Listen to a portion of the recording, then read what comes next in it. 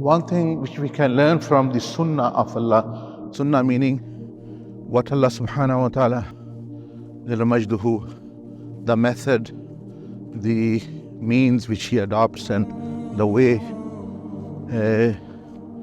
Allah subhanahu wa ta'ala deals is that He have sent no teacher to teach people technology, science, medical science as such, or how to build houses, how to do all different kinds of tasks in meaning professions which are there, technology, computers, to invent computers, etc., etc. No particular angel or teacher He has sent.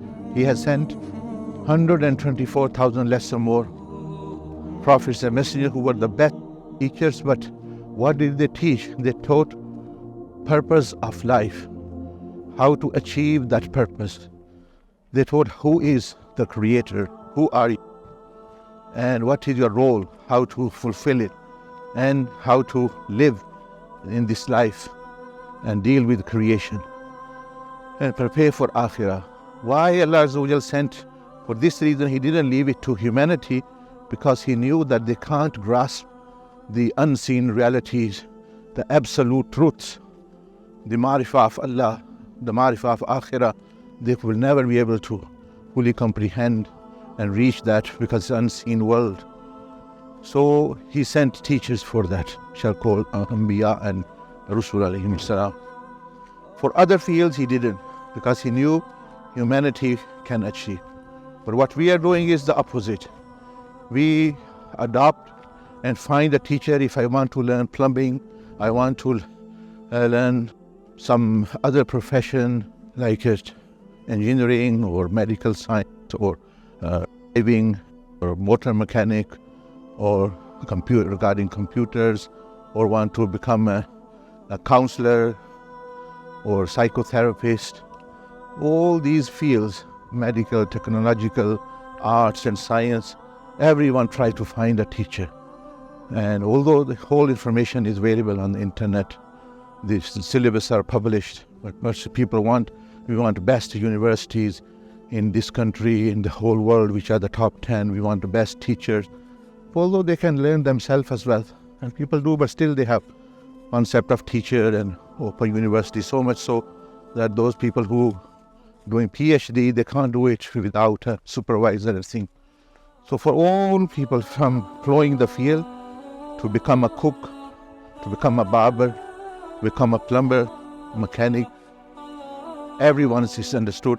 They need teachers, they need some certification and guidance, and people pay money a lot. Now these things were where Allah subhanahu wa ta'ala did not send a teacher for that, because He knew human being would be able to do that themselves by the wisdom and knowledge given by Allah Himself.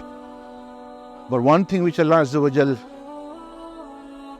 practically and theoretically in the Quran mentioned that you need teacher is to discover the purpose of life, how to fulfill that purpose, how to live that purpose, how to deal, how to those laws. And in that field, many people, they sometimes question. They're questioning the field which actually that Allah subhanahu wa ta'ala provided teachers, and they say, oh, do we need a teacher for teaching us spirituality or to purpose of life, how to become a friend of Allah, how to follow the Quran, how to Sunnah?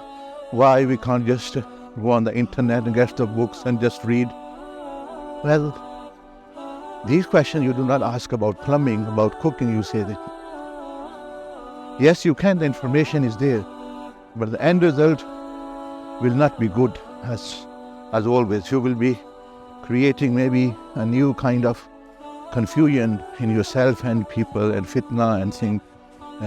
So in that field, Allah subhanahu wa ta'ala did not leave humanity at the mercy of their intellect and their endeavor and their wisdom and things.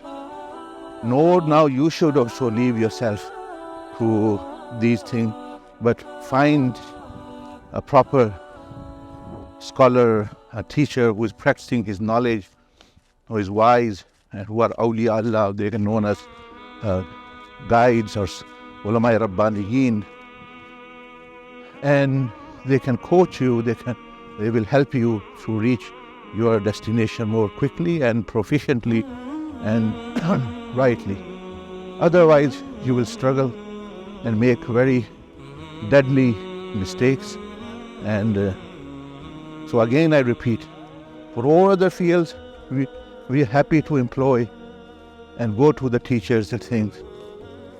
And Allah subhanahu wa ta'ala did not send teachers for that. He in His knowledge that they will be able to figure out themselves.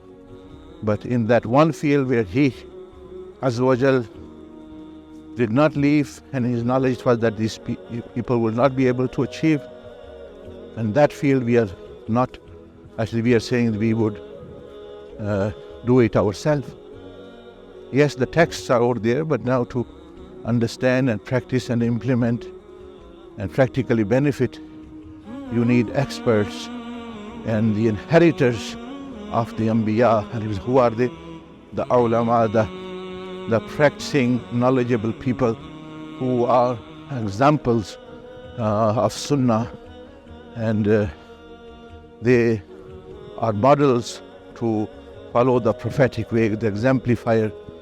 So yes, in every field there are false teachers, there are fake teachers, so one should avoid them. So one should, just making an excuse that because that doctor was not fully valid, or that plumber did not have a proper certificate, he had a fake certificate.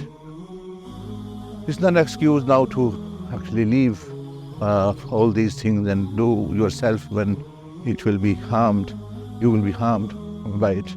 So think about it, reflect, something which Allah subhanahu wa ta'ala chose and something which Allah did not chose, and what we are doing, so that we don't end up doing the opposite and harm ourselves. Because you have one life, you can't take chances, and it's not a trial and error type activity.